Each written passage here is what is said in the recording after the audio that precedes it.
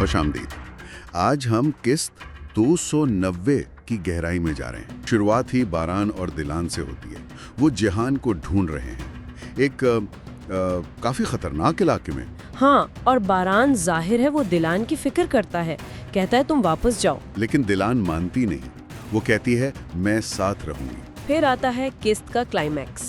अगवाकार बारान के लिए जाल बिछाते हैं। हाँ, वो बॉस और शाहिद, वो बारान के जज्बात से खेलना चाहते थे, उसकी भाई के लिए मोहब्बत का फायदा उठाना चाहते थे। और इसी दौरान फुरात को जख्मी रेवा मिलती है। जी, रेवा जिसे शायद दिलान की हिफाजत के लिए भेजा गया था, उसका जख्मी होना मतलब खतरा और बढ़ गया है। फिर बारान और दिलान उस घर तक पहुंच जाते हैं और बारान को अंदाजा हो जाता है कि दरवाजा वो एक ट्रैप है। हाँ, उसकी समझदारी काम आई। वो बहुत एहतियात से अंदर जाता है और वो ट्रैप को नाकारा बना देता है और आखिरकार वो जिहान तक पहुंच जाता है।